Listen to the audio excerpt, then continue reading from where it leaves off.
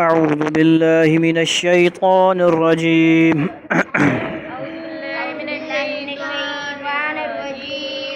بسم الله الرحمن الرحيم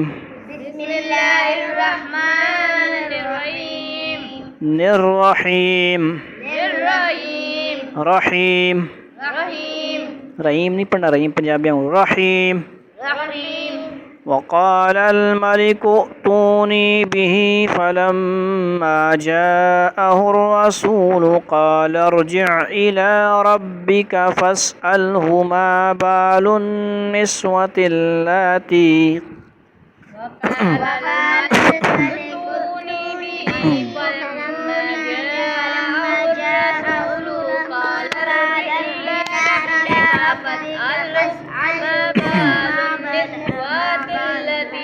लाती पढ़ना खड़ा दबर लाती लम्बा करना यार क्या समझ नहीं आनी फस्अलहु मा बालुन निस्वतिल्लाती क़त्तअन अयदियहुन्न इन्न रब्बी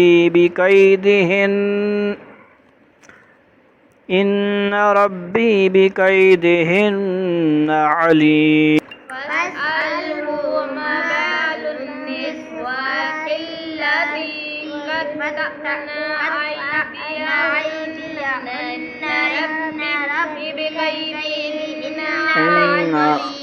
रब्बी पढ़ो ना बी लम्बा करना यार बिकैदिहिन्न यार قال ما خطبكن إذ راوتن يوسف عن نفسه قلنا حاش لله ما علمنا عليه من سوء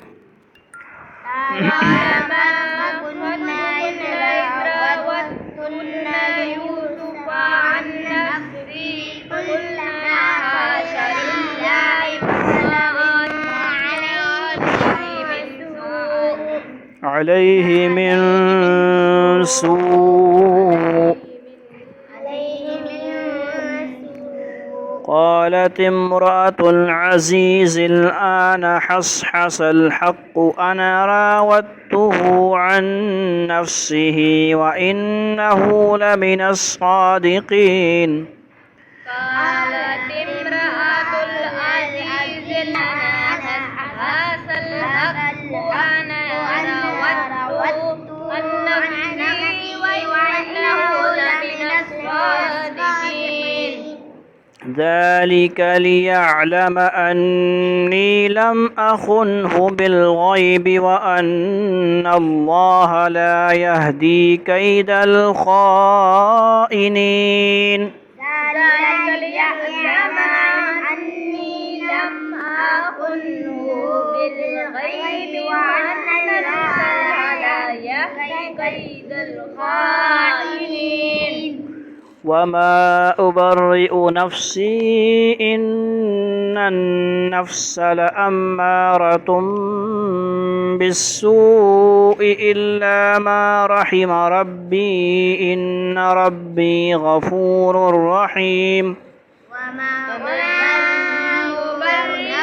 نفسي إن النفس لأمارة بالسوء إلا ما رحم ربي إن ربي غفور رحيم وقال الملك ائتوني به أستخلصه لنفسي فلما كلمه قال إن اليوم لدينا مكين أمين وقال الملك ائتوني به أستخلصه لنفسي فلما كلمه قال إنك اليوم لدينا مكين أمين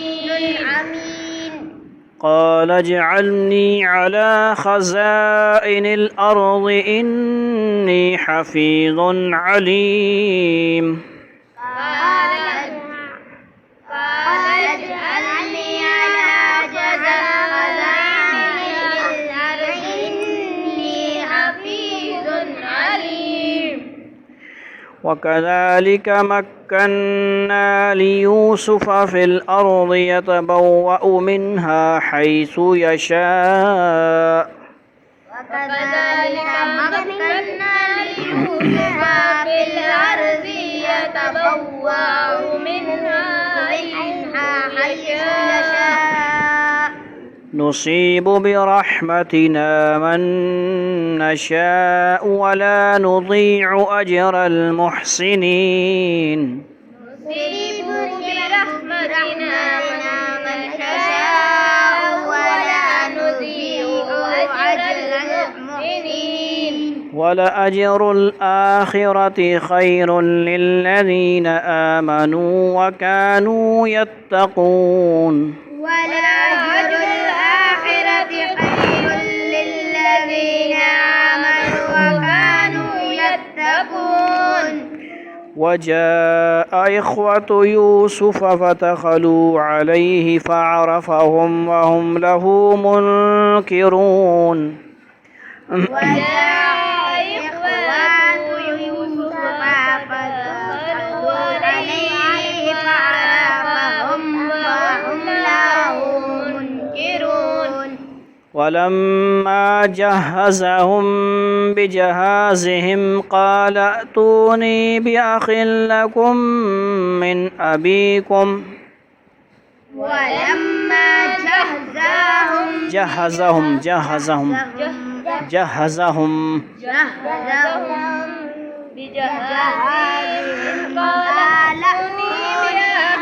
कोई पूछे जहाज लफ्ज़ है तो आप कह सकते हैं ना जहाज, लेकिन माना जहाज नहीं है, सिर्फ लफ्ज़ समझ आई। जहाज लफ्ज़ तो है लेकिन माना वो नहीं है। माना देख लें आप, आएगा इंशाल्लाह, आगे पढ़ें। हो गया मिन अबीकुम अला तरौन अन्नी ऊफिल कैल व अना खैरुल मुनज़िलीन ألا ترون أني أوفي الكيل وأنا خير المنزلين فإن لم تأتوني به فلا كيل لكم عندي ولا تقربون وإن لم تأتوني به فلا كيل لكم عندي ولا تقربون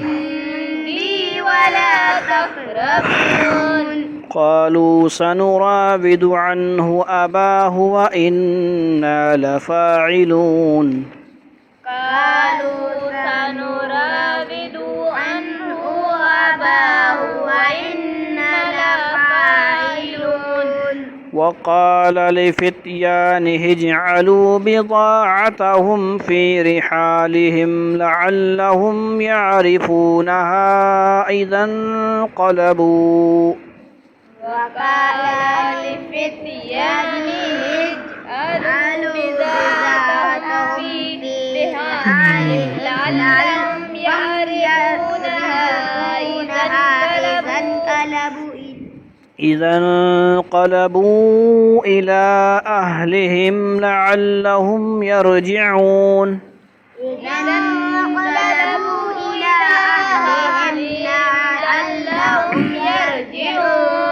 فلما رجعوا إلى أبيهم قالوا يا أبانا منع منا الكيل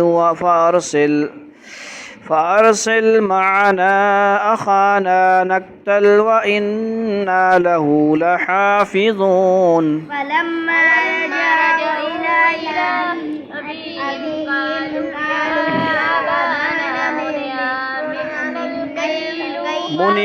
منع منا الكيل فأرسل معنا أخانا نكتل وإنا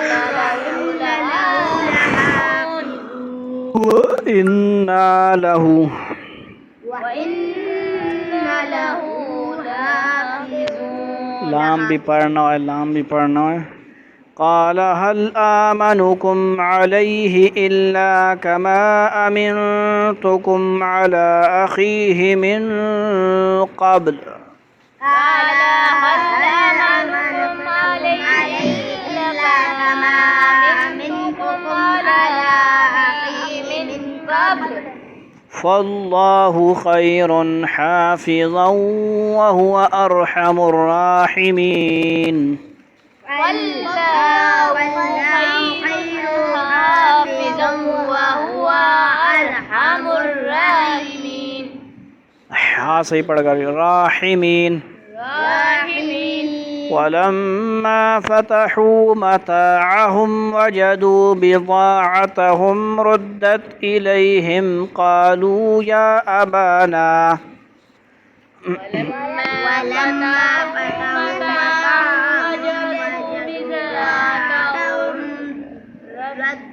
ردت पढ़ा है किधर है आगे भी पढ़ाया मैं.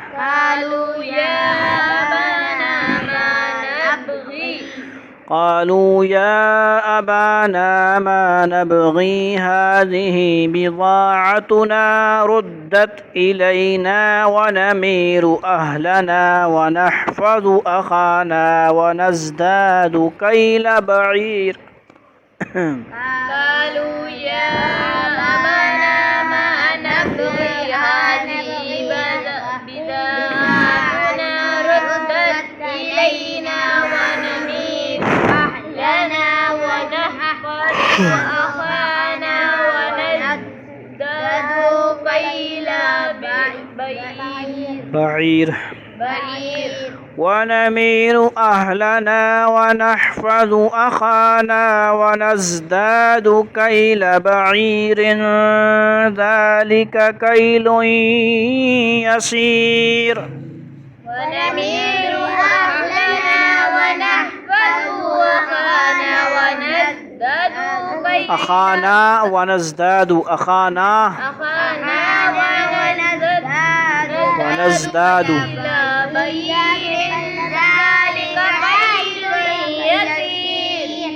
قال لن أرسله معكم حتى تؤتون موثقا من الله لتأتونني به إلا أن يحاط بكم. قال لن أرسله معكم حتى تؤتوني موثقا من الله لتأتونني به إلا أن يحاط بكم. فلما آتوه موثقهم قال الله على ما نقول وكيل. فلما آتوه موثقهم قال الله على ما نقول وكيل. وقال يا بني لا تدخلوا من باب واحد وادخلوا من أبواب متفرقة. وقال يا بني لا تدخلوا من باب واحد وادخلوا من أبواب متفرقة. समझ आई ने इकट्ठे दाखिल ना हो वखरे वखरे दाखिल हो समझ आई ने. वमा उगनी अन्कुम मिनल्लाहि मिन शैइन इनिल हुक्मु इल्ला लिल्लाह.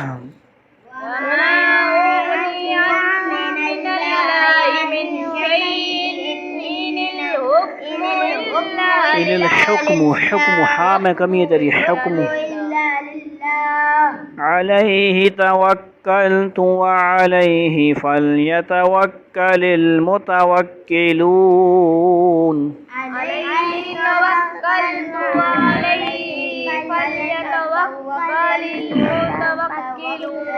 ولما دخلوا من حيث أمرهم أبوهم ما كان يغني عنهم من الله من شيء إلا حاجة.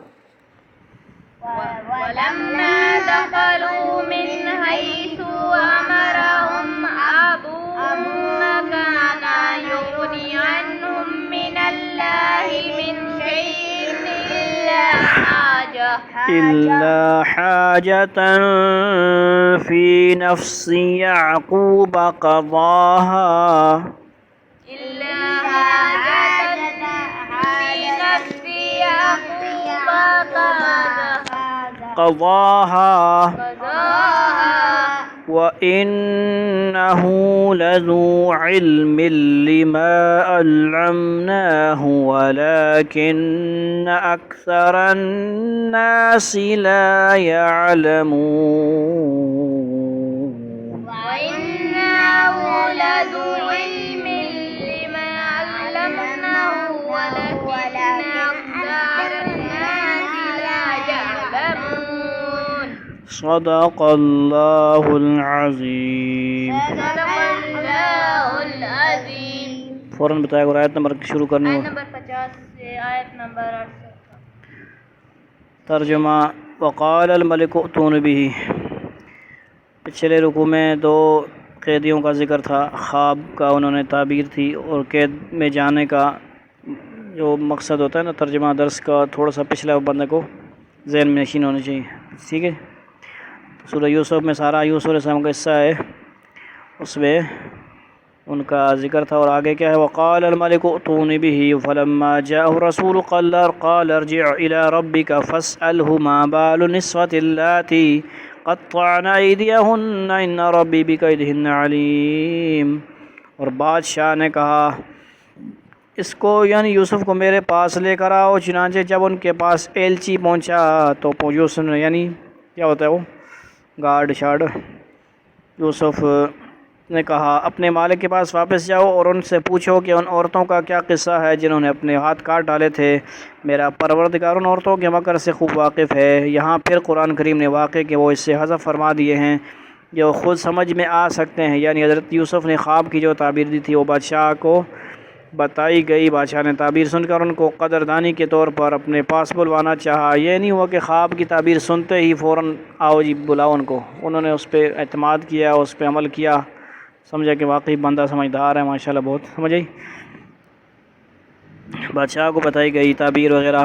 بادشاہ نے تعبیر سن کر ان کو قدردانی کے طور پر اپنے پاس بلوانا چاہا اور اس مقصد کے لیے اپنا ایک ایلچی بھیجا. اس موقع پر یوسف نے چاہا کہ اپنی رہائی سے پہلے اس کو اس جھوٹ الزام کی واضح طور پر صفائی کروائیں جو ان پر لگایا گیا تھا. اس لیے اس مرحلے پر انہوں نے ایلچی کے ساتھ جانے کے بجائے بادشاہ کو یہ پیغام بھجوایا کہ آپ پہلے ان عورتوں کے معاملات کی تحقیق کریں جنہوں نے اپنے ہاتھ کاٹ ڈالے تھے, چونکہ ان عورتوں کو ساری بات معلوم تھی اور ان کے ذریعے حقیقت کا معلوم کرنا زیادہ آسان تھا.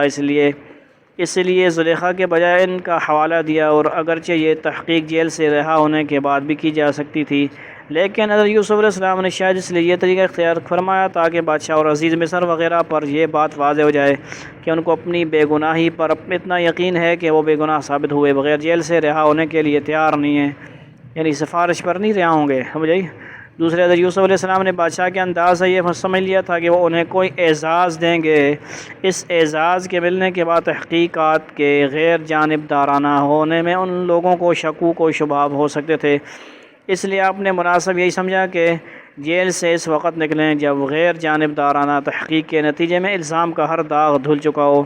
اللہ تعالیٰ کا کرنا ایسا ہوا کہ بادشاہ کو حضرت یوسف کی سچائی کا یقین ہو گیا اور اس نے جب ان عورتوں کو بلا کر ان سے اس انداز میں سوال کیا جیسے اسے ساری حقیقت معلوم ہے, تو وہ حقیقت سے انکار نہ کر سکی بلکہ انہوں نے حضرت یوسف کی بے گناہی کی صاف لفظوں میں گواہی دی.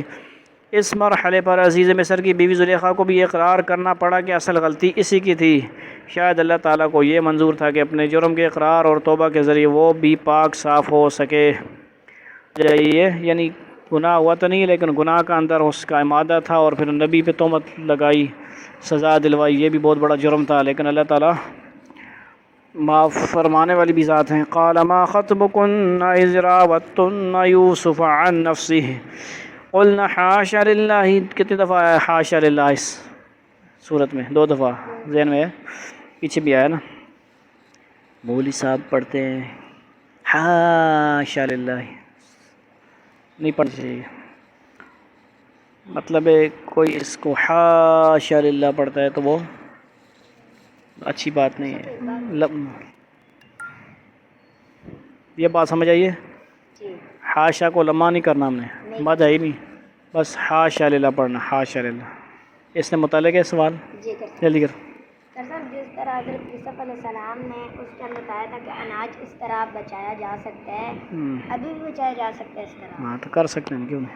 اچھا، ابھی کوئی کرنے والا نہیں ہے نا، مسئلہ یہ سمجھ آئیے، کوئی کرتا نہیں ہے، اس میں جگہ کا بھی مسئلہ ہے۔ پھر وہ سٹوں سمیت جب آپ رکھیں گے تو جگہ زیادہ لے گی۔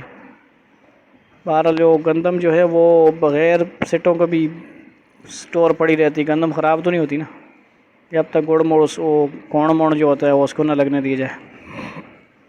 قلنا حاشا للہ ما علمنا علیہ من سوء، اچھا قلنا حاشا للہ قالت امرأة العزیز الآن حصل الحق وانا راودته عن نفسی وانه لمن الصادقین۔ بادشاہ نے ان عورتوں کو بلا کر ان سے کہا تمہارا کیا قصہ تھا جب تم نے یوسف کو برگلانے کی کوشش کی تھی؟ ان سب عورتوں نے کہا کہ حاشا للہ، ہم کو ان میں ذرا بھی کوئی برائی معلوم نہیں ہے ہوئی۔ عزیز کی بیوی نے کہا کہ اب تو حق بات سب پر کھل گئی ہے، میں نے ہی اس کو برگلانے کی کوشش کی تھی، انا راودتہ عن نفسی، سمجھ آئیے، اس نے اقرار کیا میں ہی قصوروار، اور حقیقت یہ ہے کہ وہ بالکل سچے ہیں، سمجھ آئیے۔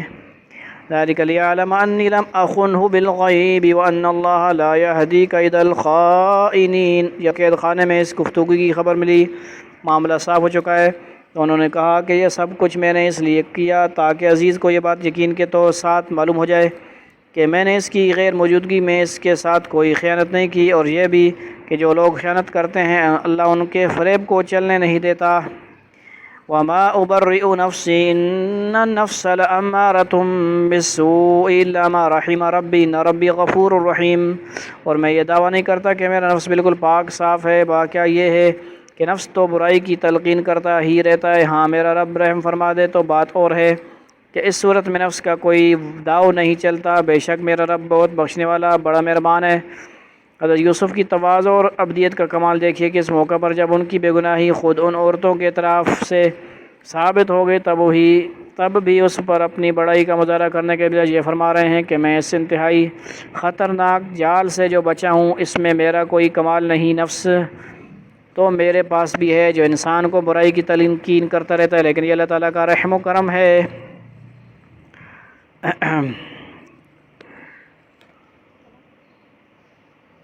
تو اسی طرح سے دیکھ لو، میں تو سنا سننا، سمجھ آئیے، اسی پر ہوتا ہے۔ کدھر گیا توجہ کرو گے آپ نے، سنتے نہیں ہو چلے جاؤ، باہر چلے جاؤ، میں اکیلا اپنے آپ کے ساتھ لگا رہوں گا، دنیا والے بھی نہیں سنتے، مسجد والے بھی نہیں سنتے، تو مجھے کیا ہے، ایک سن لے، دو سن لے، نہ سنے تو قرآن اس نے بھی کھولا ہوئے کچھ اور، یعنی ترجمے والا قرآن رکھتے ہو تو رکھو، نہیں تو میری طرف توجہ کرو۔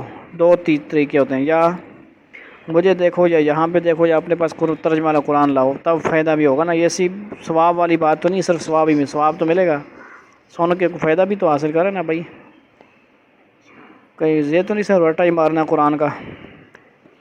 جو انسان گمراہی کی تلقین کرتے رہتا ہے، لیکن یہ اللہ تعالیٰ کا رحم و کرم ہے کہ وہ جس کو چاہتا ہے اس کے فریب سے بچا لیتا ہے۔ البتہ دوسرے دلائل سے یہ بات واضح ہے کہ اللہ تعالیٰ کا یہ رحم و کرم اسی پر ہوتا ہے جو گناہ سے بچنے کے لیے اپنی سی کوشش کا گزرے اب خود بھی کوشش کرے، جیسے حضرت یوسف نے دروازے تک بھاگ کر کی تھی، اور ساتھ ہی اللہ تعالیٰ سے رجوع کر کے اس سے پناہ مانگے۔ یہ نہیں کہ بس میں اللہ کا نبی ہوں، برگزر نیک بندہ ہوں، اللہ بچا لیں گے، بیٹھ جائے آرام سے، ہاتھ ڈھیلا چھوڑ دے، مجھے قابو پانے دے، ایسے نہیں کرنا۔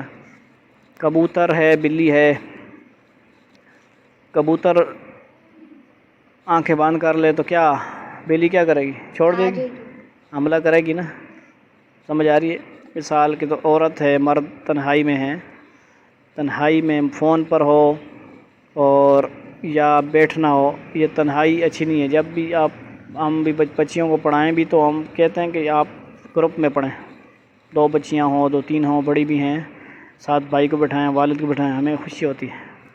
یا ہم ریکارڈنگ کرتے ہیں، اگر ہم پڑھاتے بھی ہیں، ریکارڈنگ بیک اپ ہوتا ہے، ان کے والدین کو سینڈ کیا جاتا ہے تاکہ ان کو پتہ ہو کہ پڑھا رہے ہیں، کوئی گپ شپ نہیں لگا رہے ہیں، سمجھ آ رہی؟ مقصد کیا ہے، تنہائی اچھی چیز نہیں ہوتی، بڑے نوجوان لڑکا لڑکی ہو، سمجھ آئیے کل۔ اور ساتھ ہی اللہ تعالیٰ سے رجوع کر کے اس سے پناہ مانگے۔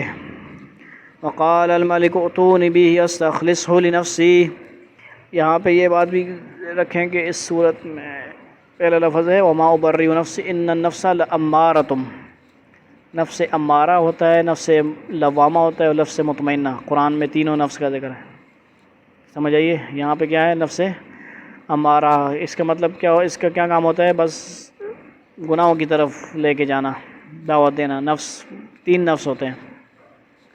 نفس امارہ جو کیا کرتا ہے؟ سر گناہوں کی طرف، گناہوں کی طرف، غلط ملت۔ لفظ لوامہ سورہ قیامت میں ہے، سمجھ آئی؟ لا اقسم کیا ہے؟ لا اقسم بیوم القیامۃ ولا اقسم بالنفس اللوامہ۔ نفس اللوامہ کیا کرتا ہے؟ ملامت کرتا ہے، یعنی تو کیا تو ہے لیکن صحیح نہیں کیا تو نے۔ ضمیر جیسے کہتے ہیں، قسم ضمیر ہوتا ہے نا، زمین، کچھ لوگ ہوتے ہیں زمین با ضمیر ہوتے ہیں، روشن ضمیر ہوتے ہیں، کچھ لوگ ہوتے ہیں بے ضمیر ہوتے ہیں، اور کیا ہوتے ہیں؟ لفظ وہ گویا ان میں لفظ لوامہ بھی نہیں ہوتا، لفظ امارہ ہوتا ہے۔ اللہ سے نفس امارہ سے بھی پناہ مانگنی، لفظ لوامہ ہے شکر ادا کریں، اور اس سے آگے آخری جو نفس مطمئنہ اس کی اللہ سے مانگے اور محنت کوشش کریں، اللہ کے ذکر سے اللہ والوں سے رابطہ رکھیں۔ نفس مطمئنہ، یا ایتھا النفس المطمئنہ ارجعی الی ربک راضیۃ مرضیہ، سمجھیں ایسا آ جائے، ٹھیک ہو گیا۔ وقال الملک اوتونی بہ استخلص لنفسی فلما کلمہ قال انک اليوم لدینا مکین امین، اور بادشاہ نے کہا کہ اس کو میرے پاس لے آؤ، میں اسے خالص اپنا معاون بناؤں گا۔ چنانچہ جب یوسف بادشاہ کے پاس آ گئے اور بادشاہ نے ان سے باتیں کی تو اس نے کہا آج سے ہمارے پاس تمہارا بڑا مرتبہ ہوگا اور تم پر پورا بھروسہ کیا جائے گا، آپ قابل اعتماد بندے ہیں۔ بھائی بادشاہ نے حضرت یوسف سے جو باتیں کی ان کی تفصیل بعض روایت میں اس طرح آئی ہے کہ اس نے پہلے تو خواب کی تعبیر خود حضرت یوسف سے سننے کی خواہش ظاہر کی۔ اس موقع پر حضرت یوسف نے بادشاہ کے خواب کی کچھ ایسی تفصیلات اس سے بیان کی جو بادشاہ نے اب تک کسی اور کو نہیں بتائی تھیں، سمجھ آئی؟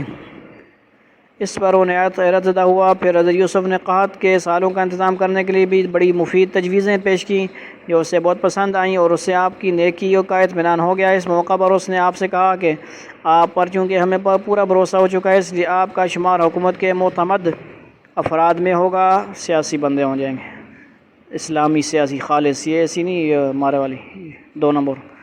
نیز جب حضرت یوسف نے قحط کے اثرات سے بچنے کی تدبیر بتائی تو بادشاہ نے پوچھا کہ اس کا انتظام کون کرے گا؟ اس پر حضرت یوسف نے پیشکش کی کہ میں یہ ذمہ داری لینے کو تیار ہوں، سمجھ آئیے؟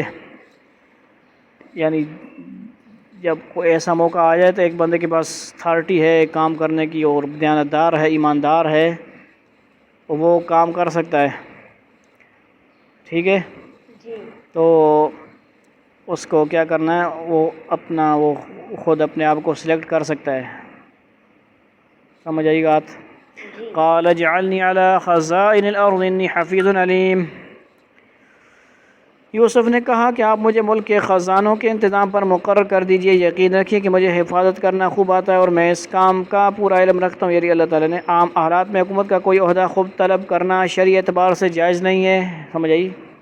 اور آن حضرت صلی اللہ علیہ وسلم نے اس کی ممانعت فرمائی ہے، لیکن جب کسی سرکاری عہدہ کے نااہلوں کے سپرد ہونے کی وجہ سے خلق خدا کی پریشانی کا قوی خطرہ ہو تو ایسی مجبوری کی حالت میں کسی نیک پارسا اور متقی آدمی کے لیے عہدے کا طلب کرنا جائز ہے۔ یہاں حضرت یوسف کو اندیشہ تھا کہ قحط کا جو زمانہ آنے والا ہے اس میں لوگوں کے ساتھ ناانصافیاں ہوں گی، اس کے علاوہ اس ملک میں اللہ تعالیٰ کا قانون جاری کرنے کا اس کے سوا کوئی راستہ نہیں تھا کہ حضرت یوسف خود یہ ذمہ داری قبول فرمائیں اور اللہ تعالیٰ کے احکام کو نافذ فرمائیں، اس لیے آپ نے ملک کے خزانوں کا انتظام اپنے سر لے لیا۔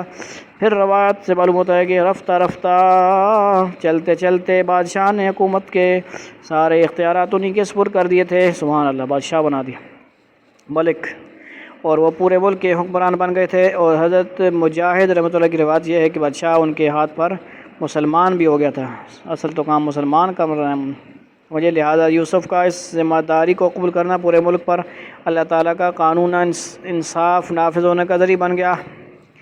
وَكَذَلِكَ مَكَّنَّا لِيُوسُفَ فِي الْأَرْضِ يَتَبَوَّأُ مِنْهَا حَيْثُ يَشَاءُ نُصِيبُ بِرَحْمَتِنَا مَن نَّشَاءُ وَلَا نُضِيعُ أَجْرَ الْمُحْسِنِينَ۔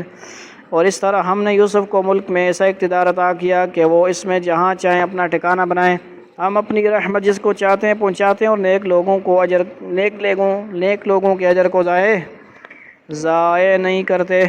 وَالْأَجْرُ الْآخِرَةِ خَيْرٌ لِلَّذِينَ آمَنُوا وَكَانُوا يَتَّقُونَ، اور آخرت کا جو اجر ہے وہ ان لوگوں کے لیے کہیں زیادہ بہتر ہے جو ایمان لاتے اور تقوی پر کاربند رہتے ہیں۔ دنیا میں حضرت یوسف کو جو عزت اور اقتدار ملا، اس کے ذکر کے ساتھ قرآن کریم نے یہ بھی واضح فرما دیا کہ یہ اس اجر عظیم کے مقابلے میں بہت کم ہے جو ان کے لیے اللہ تعالیٰ نے آخرت میں تیار کر رکھا ہے۔ اس طرح ہر وہ شخص جس کو دنیا میں کوئی عزت اور دولت ملی، اسے یہ ابدی نصیحت فرما دی گئی ہے، اس کو اصل فکر اس بات کی کرنی چاہیے کہ اس دنیا کی عزت و دولت کے نتیجے میں آخرت کا اجر ضائع نہ ہو۔ وَجَاءَ إِخْوَةُ يُوسُفَ فَدَخَلُوا عَلَيْهِ فَعَرَفَهُمْ وَهُمْ لَهُ مُنْكِرُونَ، اور جب قحط پڑا یوسف کے بھائی آئے اور ان کے پاس پہنچے تو یوسف نے انہیں پہچان لیا اور وہ یوسف کو نہیں پہچانتے۔ بتایا گیا تھا پہچانے، جیسا کہ یوسف نے تعبیر دی تھی 7 سال بعد پورے مصر میں سخت قحط پڑا اور آس پاس کے علاقے بھی اس کی لپیٹ میں آ گئے۔ حضرت یوسف نے مصر کے بادشاہ کو یہ مشورہ دیا تھا کہ خوشحالی کے 7 سالوں میں مسلسل غلے کا ذخیرہ کیا جائے تاکہ جب قحط کے سال آئیں تو یہ ذخیرہ لوگوں کے کام آئے۔ اس موقع پر آپ نہ صرف اپنے علاقے کے لوگوں کو سستے داموں غلہ فروخت کر سکیں گے بلکہ ارد گرد کے دوسرے علاقوں کے لوگوں کی بھی مدد کر سکیں گے۔ چنانچہ اس قحط کے نتیجے میں دور دور تک غلے کی بڑی قلت ہو گئی۔ حضرت یعقوب علیہ السلام یعنی حضرت یوسف کے والد اس پورے عرصے میں فلسطین کے علاقے کنعان اس حضرت نوح کے بیٹے کا بھی نام ہے اور ان کی قوم کا بھی نام ہے مجھے ہی میں تھے۔ جب کنعان میں بھی قحط پڑا تو انہیں اور ان کے صاحبزادوں کو پتہ چلا کہ مصر کے بادشاہ نے قحط زیادہ لوگوں کے لیے راشن مقرر کر رکھا ہے اور وہاں سے مناسب قیمت پر غلہ مل سکتا ہے۔ اس خبر کو سن کر حضرت یوسف کے 10 باپ شریک بھائی جنہوں نے ان کے بچپن میں کنویں میں ڈالا تھا راشن لینے کے لیے مصر آئے۔ البتہ ان کے سگے بھائی بنیامین کو اپنے والد کے پاس چھوڑائے۔ یہاں راشن کی تقسیم کا سارا انتظام حضرت یوسف خود کر رہے تھے تاکہ سب لوگوں کو انصاف کے ساتھ راشن وغیرہ مل سکے۔ چنانچہ ان کے بھائیوں کو ان کے سامنے آنا پڑا۔ حضرت یوسف تو ان کو اس لیے پہچان گئے کہ ان کی صورتوں میں کوئی تبدیلی نہیں آئی تھی اور حضرت یوسف کو توقع بھی تھی کہ وہ راشن لینے کے لیے آئیں گے، لیکن وہ بھائی حضرت یوسف کو اس لیے نہیں پہچان سکے کہ انہوں نے حضرت یوسف کو 7 سال کی عمر میں دیکھا تھا اور اب وہ بہت بڑے ہو چکے تھے، اس لیے صورت میں بڑی تبدیلی آ چکی تھی۔ اس کے علاوہ ان کو وہم و گمان میں بھی نہیں تھا کہ وہ مصر کے محلات میں ہو سکتے ہیں، وہ ہوں گے نہیں ہوں گے، پتہ نہیں آگے کدھر اور بیچتے بچاتے پتہ نہیں کدھر چلے گئے ہوں گے۔ وَلَمَّا جَهَّزَهُم بِجَهَازِهِمْ قَالَ ائْتُونِي بِأَخٍ لَكُم مِّنْ أَبِيكُمْ أَلَا تَرَوْنَ أَنِّي أُوفِي الْكَيْلَ وَأَنَا خَيْرُ الْمُنزِلِينَ۔ جہاز کا مطلب کیا ہے بھائی؟ ان کا سامان، سمجھ آ گئی؟ وَلَمَّا جَهَّزَهُم جب انہوں نے تیار کر دیا، جب یوسف نے ان کا سامان تیار کر دیا تو ان سے کہا کہ آئندہ اپنے باپ شریک بھائی کو بھی میرے پاس لے کر آنا۔ کیا تم یہ نہیں دیکھ رہے ہو کہ میں پیمانہ بھر بھر کر دیتا ہوں اور میں بہترین مہمان نواز بھی ہوں؟ دراصل ہوا یہ تھا کہ جب ان 10 بھائیوں کو ایک ایک اونٹ کا بوجھ غلہ مل گیا تو انہوں نے حضرت یوسف سے کہا کہ ہمارا ایک باپ شریک بھائی ہے جو ہمارے والد کی خدمت کے لیے وہاں رہ گیا ہے اور یہاں نہیں آ سکا، آپ اس کے حصے کا غلہ بھی ہمیں دے دیجیے۔ اس پر یوسف نے کہا فرمایا کہ راشن کے جو قواعد مقرر کی گئے ہیں ان کی روح سے میں ایسا نہیں کر سکتا، البتہ اگلی مرتبہ جب آپ آئیں تو اسے بھی ساتھ لے کر آئیں، آپ کا حصہ پورا دوں گا، اور اگر اس مرتبہ آپ لوگ اسے ساتھ نہ لائے تو آپ کے اپنے حصے کا غلہ بھی آپ کو نہیں ملے گا، کیونکہ اس کا مطلب یہ ہوگا کہ آپ نے جھوٹ بولا تھا کہ آپ کا کوئی اور بھائی بھی ہے، اور دھوکہ دینے والوں کو راشن نہیں دیا جاتا۔ آٹے کی لینوں میں لگنے والوں اپنے شناختی کارڈ پہ آٹا ملے گا، دوسرے کو نہیں ملے گا، یعنی فَإِن لَّمْ تَأْتُونِ بِهِ فَلَا كَيْلَ لَكُمْ عِندِي وَلَا تَقْرَبُونَ۔ اب اگر تم اسے لے کر نہ آئے تو میرے پاس تمہارے لیے کوئی غلہ نہیں ہوگا اور تم میرے پاس بھی نہ پھٹکنا، تقربون قریب بھی نہ آنا، سمجھ آئی؟ قَالُوا سَنُرَاوِدُ عَنْهُ أَبَاهُ وَإِنَّا لَفَاعِلُونَ، وہ بولے ہم اس کے والد کو اس کے بارے میں بہلانے کی کوشش کریں گے، جیسے کہ سمجھ آئیے کیا؟ جیسے کہ پیچھے ایزن جیسے یوسف علیہ السلام کے بارے میں سمجھ آئی۔ وہ بولے ہم اس کے والد کو اس کے بارے میں بنانے کی کوشش کریں گے کہ اسے ہمارے ساتھ بھیج دیں اور ہم ایسا ضرور کریں گے. لفاعلون لام تاکید سمجھ آئی گل. وقال لفتيانه اجعلوا بضاعة في رحالهم لعلهم يعرفونها إذا انقلبوا إلى أهلهم لعلهم يرجعون. اور یوسف نے اپنے نوکروں سے کہہ دیا کہ وہ ان بھائیوں کا مال جس کے بدلے انہوں نے غلہ خریدا ہے انہی کے کجاؤں میں رکھ دیں.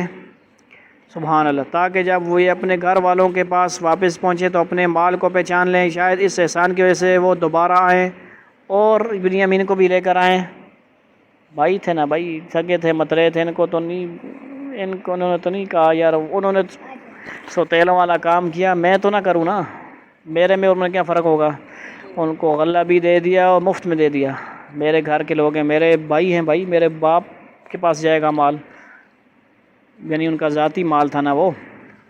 سمجھ اس میں حضرت یوسف نے ان بھائیوں کے ساتھ یہ احسان فرمایا کہ غلے کو خریدنے کے لیے جو قیمت انہوں نے دی تھی وہ واپس انہی کے سامان میں رکھوا دیا. اس زمانے میں سونے چاندی کے سکوں کے بجائے مختلف قسم کا سامان قیمت کے طور پر استعمال ہوتا تھا.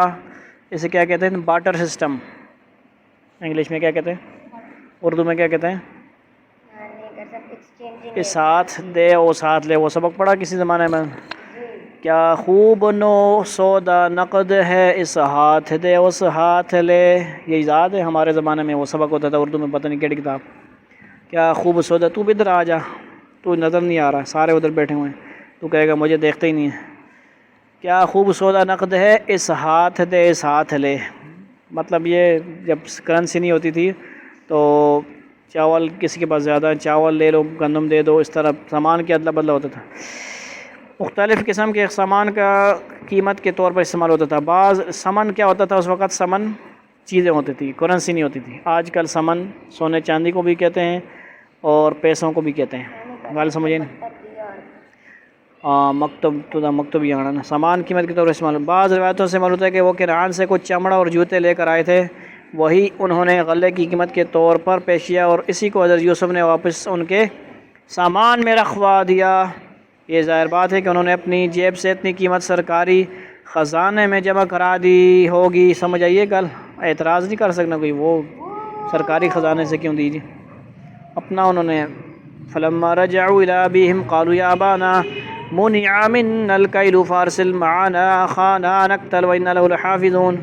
چنانچہ جب وہ اپنے والد کے پاس واپس پہنچے تو انہوں نے کہا بجان آئندہ ہمیں غلہ دینے سے انکار کر دیا گیا ہے, لہذا آپ ہمارے بھائی بنیامین کو ہمارے ساتھ بھیج دیجئے تاکہ ہم پھر غلہ لا سکیں, اور یقین رکھیے کہ ہم اس کی پوری حفاظت کریں گے. یعنی اگر ہم بنیامین کو ساتھ لے کر نہ گئے تو ہم میں سے کسی کو غلہ نہیں مل سکے گا. یعنی قرآن ایک ہی 2 آیتوں کے اندر سال بھر کی کہانی سنا رہا ہے, سال کے اگلے بھی ایڈوانس کہانی. قال هل آمنكم عليه إلا كما آمنتكم على أخيه من قبل فالله خير حافظا وهو أرحم الراحمين. والد نے کہا کیا میں اس کے بارے میں تم پر ویسا ہی بھروسہ کروں جیسا کہ اس کے بھائی یعنی یوسف علیہ السلام کے بارے میں تم پر پہلے کیا تھا. خیر, اللہ سب سے بڑھ کر نگہبان ہے اور وہ سب سے بڑھ کر رحم فرمانے والا ہے. ولما فتحوا متاعهم وجدوا بضاعتهم ردت إليهم قالوا يا أبانا ما نبغي هذه بضاعتنا ردت إلينا ونمير أهلنا ونحفظ أخانا ونزداد كيل بعير ذلك كيل يسير. اور جب انہوں نے اپنا سامان کھولا تو دیکھا کہ ان کا مال بھی ان کو لوٹا دیا گیا ہے. وہ کہنے لگے ابا جان ہمیں اور کیا چاہیے, یہ ہمارا مال ہے جو ہمیں لوٹا دیا گیا ہے, اور اس مرتبہ باہر چلا جا چل. وہ کہنے لگے ابا جان ہمیں اور کیا چاہیے, ہمارا مال ہے جو ہمیں لوٹا دیا گیا ہے, اور اس مرتبہ ہم اپنے گھر والوں کے لیے اور غلہ لائیں گے, اپنے بھائی کی حفاظت کریں گے اور ایک اونٹ کا بوجھ زیادہ لے کر آئیں گے. اس طرح یہ زیادہ غلہ بڑی آسانی سے مل جائے گا. قال لن أرسله معكم حتى تؤتوني موثقا من الله لتأتونني به إلا أن يحاط بكم فلما آتوه موثقهم قال الله على ما نقول وكيل. والد نے کہا میں اس بنیامین کو تمہارے ساتھ اس وقت تک ہرگز نہیں بھیجوں گا جب تک تم اللہ کے نام پر مجھ سے یہ عہد نہ کرو کہ اسے ضرور میرے پاس واپس لے کر آؤ گے, الا یہ کہ وہ تم واقعی بے بس ہو جاؤ. چنانچہ جب انہوں نے اپنے والد کو یہ عہد دے دیا تو والد نے کہا جو قول و قرار ہم کر رہے ہیں اس پر اللہ نگہبان ہے. قسم وغیرہ اٹھائی. وقال یا بنی لا تدخلوا من باب واحد وادخلوا من ابواب متفرقہ وما اغنی عنکم من اللہ من شیء ان الحکم الا للہ علیہ توکلت وعلیہ فلیتوکل المتوکلون. اور ساتھ ہی یہ بھی کہا کہ میرے بیٹو تم سب ایک دروازے سے شہر میں داخل نہ ہونا. شہر کے مختلف بڑے بڑے دروازے ہوتے ہیں، بلکہ مختلف دروازوں سے داخل ہونا میں اللہ کی مشیت سے تمہیں بچا سکتا. حکم اللہ کے سوا کسی کا نہیں چلتا. تمہیں اسی پر میں نے بھروسہ کر رکھا ہے، اور جن جن کو بھروسہ کرنا ہو انہیں چاہیے کہ اسی پر بھروسہ کریں. یہ تاکید یعقوب نے اس خیال سے فرمائی کہ یہ 11 کے 11 بھائی جو سب ماشاءاللہ قداور حسین و جمیل تھے، جب ایک ساتھ شہر میں داخل ہوں گے تو کہیں کسی کی نظر نہ لگ جائے. سمجھ آئیے؟ نظر بد سے بچنے کی تدبیر بتانے کے ساتھ ساتھ حضرت یعقوب نے یہ حقیقت بھی واضح فرما دی کہ انسان کی کسی تدبیر میں بذات خود کوئی تاثیر نہیں ہوتی. جو کچھ ہوتا ہے اللہ تعالیٰ کی حکمت اور مشیت سے ہوتا ہے. وہ چاہتا ہے انسان کی تدبیر میں اثر پیدا فرما دیتا ہے، اور چاہتا ہے تو وہ بے اثر ہو جاتی ہے. لہذا ایک مومن کا کام یہ ہے کہ وہ اپنی اسی تدبیر تو ضرور کرے، لیکن بھروسہ اس تدبیر کے بجائے اللہ تعالیٰ پر رکھے. نظر لگنا برحق ہے، حدیث میں آتا ہے النظر، کیا بولتے ہیں نظر کو؟ حق. نظر لگنا حق ہے، لیکن لگتی بھی اللہ کے حکم سے. یہ نہیں کہ وَلَمَّا دَخَلُوا مِنْ حَيْثُ أَمَرَهُمْ أَبُوهُمْ مَا كَانَ يُغْنِي عَنْهُ مِنَ اللَّهِ مِنْ شَيْءٍ إِلَّا حَاجَةً فِي نَفْسِ يَعْقُوبَ قَضَاهَا وَإِنَّهُ لَذُو عِلْمٍ لِمَا عَلَّمْنَاهُ وَلَكِنَّ أَكْثَرَ النَّاسِ لَا يَعْلَمُونَ. اور جب وہ بھائی اسی طرح مصر میں داخل ہوئے جس طرح ان کے والد نے کہا تھا، تو یہ عمل اللہ کی مشیت سے ان کو ذرا بھی بچانے والا نہیں تھا. لیکن یعقوب کے دل میں ایک خواہش تھی جو انہوں نے پوری کر لی. بے شک وہ ہمارے سکھائے ہوئے علم کے حامل تھے، لیکن اکثر لوگ معاملے کی حقیقت نہیں جانتے. یعنی بہت سے لوگ یا تو اپنی ظاہری تدبیروں کو ہی مؤثر حقیقی سمجھ بیٹھتے ہیں، یا ان پر اتنا بھروسہ کر لیتے ہیں کہ انہیں کبھی یہ خیال بھی نہیں آتا کہ جب تک اللہ تعالیٰ ان تدبیروں میں تاثیر پیدا نہ فرمائے ان کا کوئی نتیجہ برآمد نہیں ہو سکتا. لیکن نظر یعقوب ایسے نہیں تھے. انہوں نے جب اپنے صاحبزادوں کو نظر بد سے بچنے کی تدبیر بتائی تو ساتھ ہی یہ کہہ دیا کہ یہ محض ایک تدبیر ہے، لیکن نفع اور نقصان پہنچانے کا اختیار اللہ تعالیٰ کے سوا کسی کو حاصل نہیں ہے. چنانچہ ان کی یہ تدبیر نظر بد سے حفاظت کی حد تک تو اللہ تعالیٰ کے حکم سے کام آئی، لیکن اللہ تعالیٰ ہی کے حکم سے یہ بھائی ایک اور مشکل میں گرفتار ہوئے، جس کی تفصیل آگے آ رہی ہے. آگے بنا پڑھ کے نہ صحیح نہیں. اللہ رب العزت ہمیں جو کچھ پڑھا سنا گیا آگے انشاءاللہ اس کو کرنے کی اور سمجھنے کی، نصیحت حاصل کرنے کی توفیق نصیب فرمائے. وآخر دعوانا ان الحمد للہ رب العالمین.